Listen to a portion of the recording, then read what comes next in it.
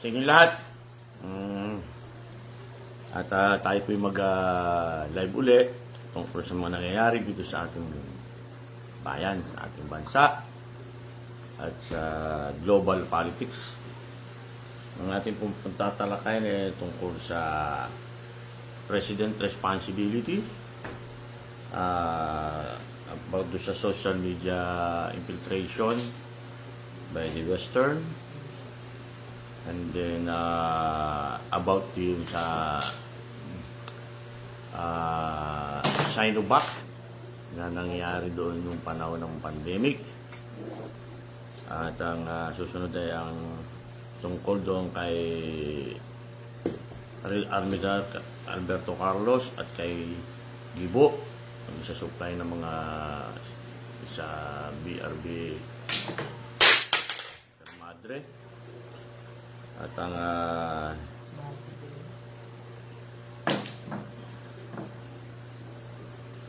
de-escalation yung paatrasin sa magandang usapan sa China, de-escalation. Pang-anim may laban-labang, bawi-bawi, puta naging showbiz pa, no? Laban-labang, bawi-bawi about ICC and BBM yan. At ang mga totoong traidor, diba? Totoong traidor. Pag-usapan po natin yung una, President Responsibility. Dalawa lang naman ang napakahalagang kanyang responsibilidad siya ang Commander-in-Chief na hindi pwede niyang ipabaya sa iba. Napakadelikado niyan. At yung ang Chief Architect ng foreign relation. Hindi siya yung magpaplano kung ano sa foreign relation at i-execute naman ng kanyang mga secretaries, ng kanyang mga kabinetes, Executive Secretary, Department of Foreign Affairs, parang mga ganyan, di ba? Eh, ang nangyayari po ngayon, since nagkaroon tayo ng incompetent na Pangulo, yung pagiging chief niya, Commander-in-Chief, hindi ho natin malaman kung siya nag-uutos o nagpaplano ng mga ginagawa doon sa disputed area. Hindi natin malaman kung si Browner o si Gibo, kasi wala pong maliwanag na walang maliwanag na pahayag kung sino-sino talaga, kasi nagkakakontra-kontra sila ng kanilang mga sinasabi. At yun ang medyo mabigat na katotohanan, nakakatakot na katotohanan na nangyari dito sa ating pamahalaan. Di po ba? Ngayon, ang sunod po natin ay about sa Reuters na which is international correspondence, international ano yan comment sa mga international nakaganapan. Sila rin ang nagbulgar na since 2010 pa, ito palang Amerika, itong Quezon, may plano na i-influence ang social media. Kasi nga, ng mga nakikita nila in the future, lumalakas ang social media, lumalakas siya. Yung kanyang information power sa sambayanan, sa buong mundo, nagiging malakas na, kaya nagna-plan na rin pala nila na sila gagawa ng mga bayarang vloggers, yung mga parang katulad yan, kasi ang journalism talagang something sa very corruptible yan diba? Biro mo, magsasalita ka lang kikita ka na. Magsisinungaling ka lang, kikita ka na. Hindi nila sinasang-alang-alang yung epekto ng kanilang mga pagsisinungaling. Katulad nga na nangyayari sa mainstream media na matagal na nilang pinaglaruan nung panahon pa ni kauna-unahan pa, panahon pa niyan ginawa ni Rothschild family kay Napoleon, di ba? Kasi ganun galing ni Napoleon, napasama siya. Ngayon dahil lang sa pera yun. Kaya ang Reuters, nagsabi sila, noong 2010 pa pala, is naplano na yan ng US, naplano na ng Western yan, kung paano i-infiltrate ang social media parang nga naman, mayroon pang bara, kasi mayroong mga pag-social media kasi, social, society, talagang lalabas din yung may mga tao na may damdamin, tao na may prinsipyo, mga tao na nagmamahal na tunay sa kapwa, mga tao na tunay na nagmamahal sa bayan. May mga lalabas dyan na sila magpapahayag through social media kasi nga itong internet ang naging opening Pandora's box yan. Siya nag-open for free for all na information. Hindi na makartel o monopolize ng mga business media, profitable media na pag-aari din naman ng mga oligarchs, ng elite, na ang interest lang ay talagang pera. Oh, diba? Kaya nabalak na ng Amerika yung sumitan ng mga routers, diba? At ang routers din, ang nagbulgar, dito sa pangatlo nating topic about Sinovac. Sinovac no times of ano ba ito yung pandemic, di ba? Ang laki ng kasalanan ng Amerika sa Pilipinas. Talagang napapakawalang yan. Ayon sa routers ay pagbubulgar nila. Hindi nyo ba napansin noong panahon na yan, sila may vaccine na. Inuna nila, mayroon pa silang policy na unahin muna ang Western, saka isunod dito mga third world countries. Pero anong ginawa ng China? Isinabay nila ang third world countries about sa Sinovac. Anong ginawa ng Amerika? Para makaladkad lang sa kahihiyan o baka hanap buhay din kasi may bayad dyan eh. Malamang gumawa ng virus na yan eh. Theory ko lang virus na yan, seller rin eh. Para sila rin ang gagawa ng vaccine na bibili ng buong mundo eh. Kasi pabagsak na doon, ikinumihan nila noon eh. Talagang babagsak na. Di ba, tangungutang na sila sa China. Kaya, ay magaling rin naman ang Sputnik at saka itong Sinovac. Nakagawa sila kagad din eh. Ang ganda sa China is namigay na sila agad sa mga third world countries. Ibig sabihin, ang ginawa pala nitong hinayupang na mga ito, ayon sa router, sinira ng Sinovac na sinasabi nila makakamatay, ganito, ganyan. Pero mo, for 10 months na okay na yung Sinovac, binibigay na sa atin. 10 months na before na tinanggap before na nagamit ng Pilipinas. Nang dahil lang sa propaganda na ayon sa routers ng mga Amerikano na yan, ng mga Western na yan, nag-agam-agam ang ating pamahalaan na pagbibigay. Siguro, tinignan din ang Pilipinas. Siguro, nung makita ng mga kliyente ng ating gobyerno, ng pamahalaan na nagamit sa ibang bansa, halimbawa sa ibang third world country na hindi pinakikialaman ng Amerikano. Tsaka palang, after 10 months, di sana 10 months na tayo dapat na-open kung nabigay agad yung Sinovac para mag-depreciate o lumiit yung mga infected at saka dumami na yung mga vaccinated.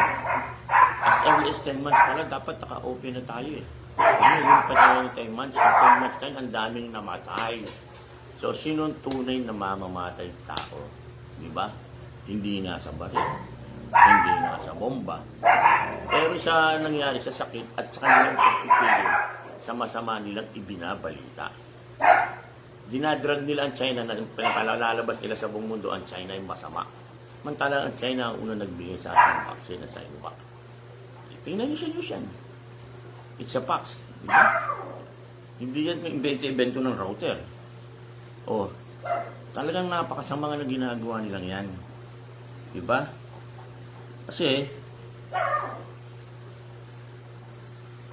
gusto nilang mapasama ang China sa atin. Gusto nilang makapag-away sa China. Pero, itong nangyayari sa West Philippine Sea, matagal na sigalit yan, 1993 pa, na magkaroon na ng problema dyan. Pero nang dahil sa diplomatic at magkagaling yung mga naging leader noon, at hindi bangag, nasa wastong isip, naka-create sila ng bridge o tulay para through diplomacy. Since 1993 up to 2023, okay pa naman eh. Wala namang ganyang gulo eh. Wala. Nakakapag-supply pa lahat, diba? naaayos pa. Nandun yung mga sundalo natin, nakakatulong, nakakakain. Samantalang nung magbara yan dyan, sinasabi na nga China, tanggal, hindi man natanggal.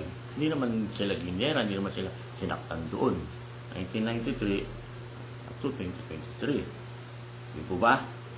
At ang masakit pa nito, yung isang admiral na naging mabuting, buti pa itong Admiral Alberto Carlos na to Alam niya pag foreign relation alam niya pakikipag-usap Tapos isinacrifice pa siya para maging kasinungalingan ng Malacanang. Di ba? Kasi, siyempre hindi naman siya makikipag-deal sa Chinese government, o sa Chinese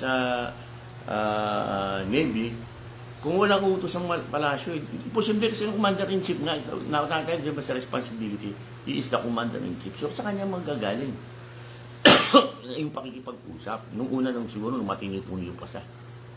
Nung hindi pa siya napupunta sa Amerika. Kaya nagkaroon ng 20 supplies and repair dyan. 20 times ang pag-supplyan ng kung ano, ng pagkain, lahat, yung mga logistic, tsaka yung mga repair, na 20 times nung panahon ni Carlos. Tapos, i-dispute ni Gibo. Anak ng patakala ko, talino nitong tao na ito. Di ba? Akala ko talino nito Dispute ni Gibo yan. Kaya, nung may dispute ni Gibo yan, pinalabas pa nila na masama sila. Buti na lang ang China, meron silang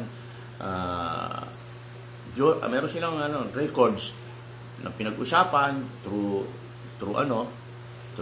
telephone at saka yung mga written na pinag-usapan. Kaya lumabas na nagsisinungaling sina Gibo. DND tsaka yung Department of Foreign Affairs. Malamang true ang Malacanang niya kasi siya commander-in-chief di ba? Siya command responsibility yan di ba?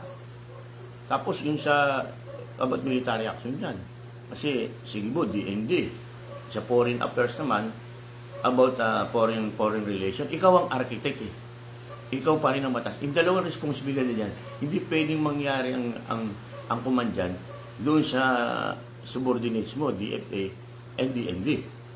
Ikaw yun. Dapat, ano nangyari? Di ba? Pagkatapos, ini-escalate nyo yung mga pangyayari. Pag nabubuking, i-de-escalate nyo. Di ba? I-de-escalate nyo. Escalate, de-escalate.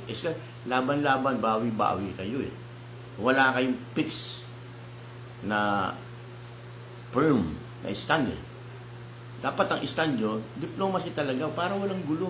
Meron bang nanalo sa gulo? Wala, parehong masasaktan. Diba? Anong klaseng mentalidad meron kayo? Tinuring pa naman kayong mga well-educated, lahat-lahat, tinuring kayo na yan. Ano nangyari sa inyo? And dahil sa kasakiman nyo, and dahil sa katakawan nyo sa yaman at prinsipyo, sa pwesto, yung pinag-aralan nyo, nagiging bobo kayo lahat Di ba?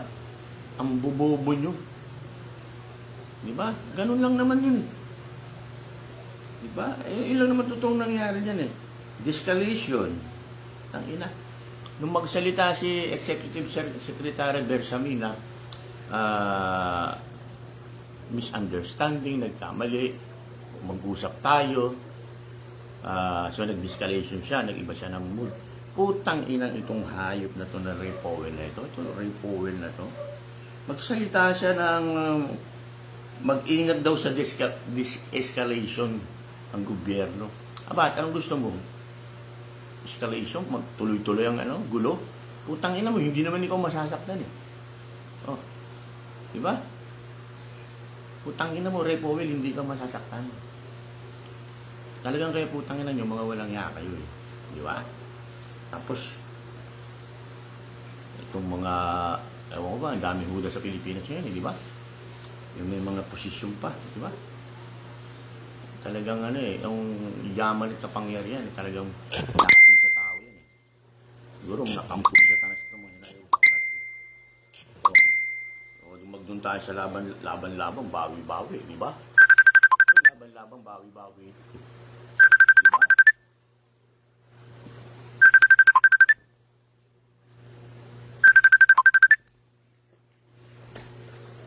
sorry. Ito, laban-laban, bawi-bawi ito eh. Diba? Sa ICC nun, nagbibigay ng gray area si BBM. Sa ICC nun, di siya kumikibo. Tapos pinababayaan niya si Tamba, posibleng hindi niya alam yan. Tapos minsan, nagsabi naman siya na okay na po papasok dito. Isang araw lang, nung magsabi na tatlong Duterte nga magsisenador. Tapos kakandidato si Basti sa 28. Ngayon, binawi naman niya ngayon. Na wala daw, nagpapangsyon naman daw ang ating judiciary, meron tayong police system, blah, blah, blah. Hindi mo makikita kung paano siya kahina at gano'n siya walang wisdom talaga. Kasi siyempre pagka talagang magamit ka, toxicated na yung pag-uutak mo, wala na. Wala kang sakit na nangyari sa atin. Diba? Ay, naku, putang ng buhay ito. O ngayon, pag-aralan natin ngayon ito, sino ba ang totoong traidor? Simula pa, ang pamahalang ito ay traidor. Diba? Ano natin masasabi? Pinalibing ang magulang mo. Napakatagal na panahon. Which is dapat lang naman talagang malibing dito si Apo Lakay. Dahil sa akin, para sa akin. Sarili pa rin, bayani pa rin siya. Diba? Marami rin siya sinakripisyo.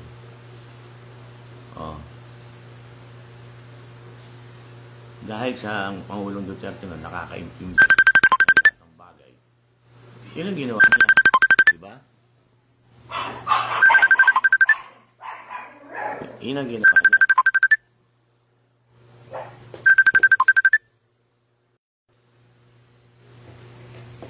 Pasensya na. At may tumatawag eh. Diba? Sino ang totoong traidor?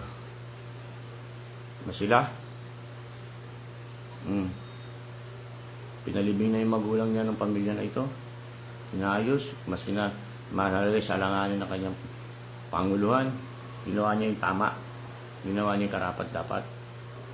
Dahil sa prinsipyo, dahil sa paniniwala, na tama. Kasi si Apo Lakay naman talaga eh. Ayos naman. Diba? Ako na-experience naman yan eh. Ang panahon niya eh, estudyante ako eh. I'm a member of League of Filipino Students. I am one of the forum students na nawanted sa UAE. Mababait naman sila. Nausap lang kami ng maayos.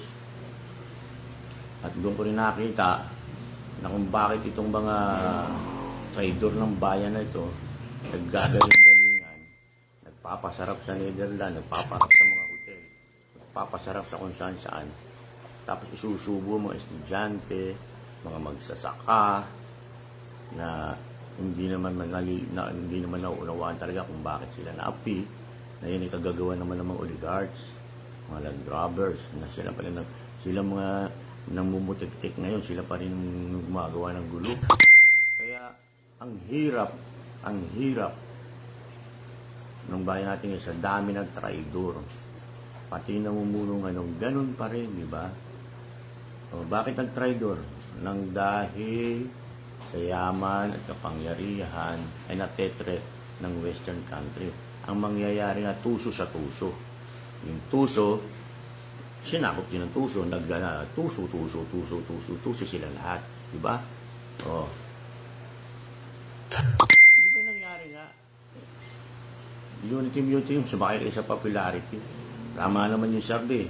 Si Inday Sara, 27%. Ikaw, 11% ka lang.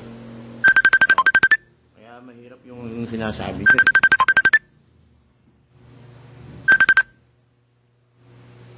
Kaya mahirap yung sinasabi niyo, di ba? Na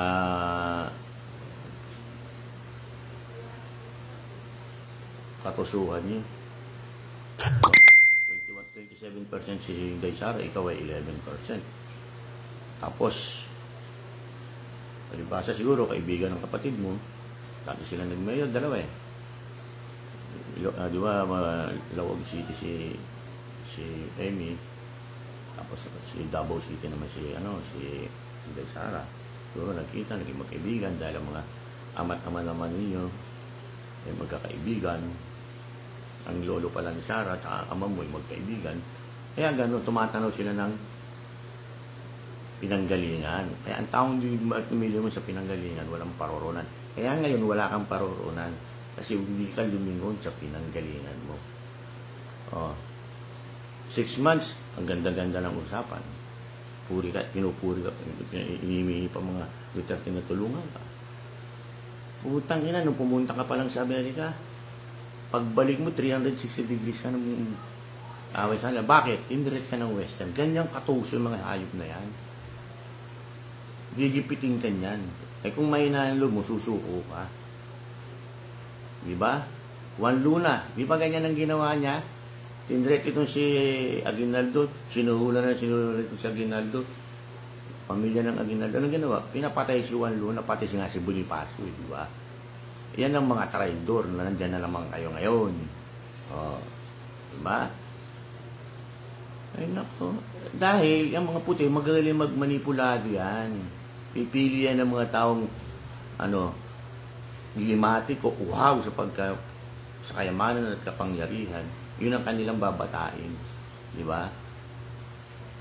Ano bang alaga ng demonyo? Di ba demonyo rin? Di ba? Ano nangyari? Kawindang-windang tayo ngayon. Kaya kung ano-anong palabas ang nangyayari.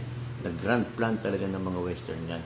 Dahil sila, nasabi ko na dati, economically, talo na sila ng China. Kasi hindi naman magpaprasta ng economy nila through tamang pamamaraan. Puro gera. Kasi mahal ang isang aeroplano na sabo, di ba? Daan-daang milyon di ba?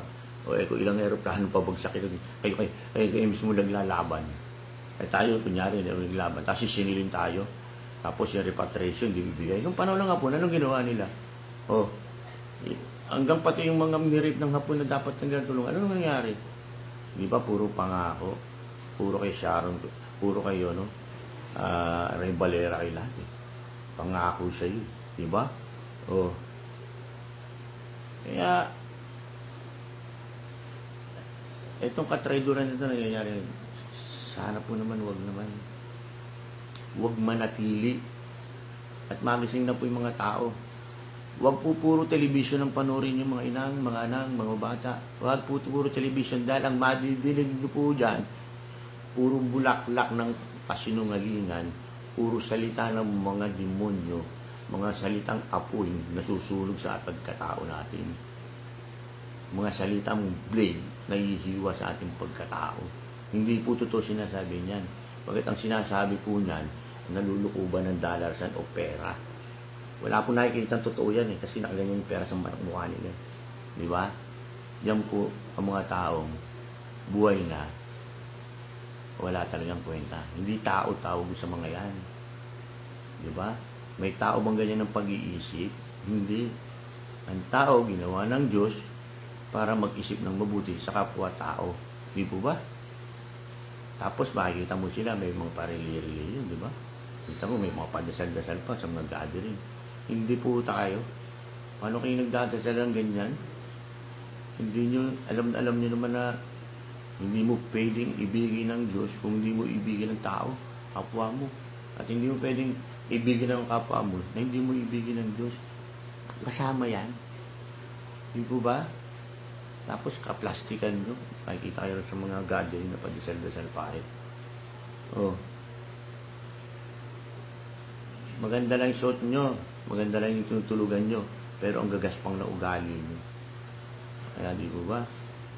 Sana naman matuto na tayo ngayon dito sa nangyayari ito. Ito yung lahat ay may kumpas ng mga gustong mag-ari-harian sa mundo. Ito yung may kumpas ng mga European, Western yan, may kumpas yan upang makontrol nilang mundo. Pagkat ang kanilang main aim, huwag magkaroon ng check and balance power ang mundo. Gusto nila one government and one religion. Buti na nga lang, di sila nagkakapare-pare ng ideology, mga superpower, di ba? Kasi pag nangyari na magkaroon ng single ideology, yung mga superpower, doon na katapusan ng mundo. Doon na nila mamamanipulate lang ang tao kung gusto nilang patayin yung kalahati ng populasyon, itirain sila lang, mga elite, itira-tira. Parang palalabas nila ito, balik tayo sa lumang kapangyarihan ni Hitler na race cleanliness, di ba? Human cleanliness, cleaning, human race cleaning, na kailangan patayin mo yung mga may problema. Lahat ng tao may problema. Lahat ng tao may imperfection. Di ba? At hindi naman mangyayari mga bagay na yan kung hindi meron mga pagsubok at paano kang magiging wisdom mo sa mga bagay na nangyayari sa iyo. Kaya sana po huwag po tayong maniwala yan sa napapanood natin sa mga mainstream media na bayaran at saka doon sa mga vlogger na mukhang pera. Di po ba? Kasi kitang-kita na nangyayari na hindi maganda, pero pagtatanggol pa rin nila. Bakit? Hindi po sumisip-sip sila. Kumakain ng dugo ng kapwa nila. Di po ba? Paano kumakain ng dugo ng kapwa? Di ba?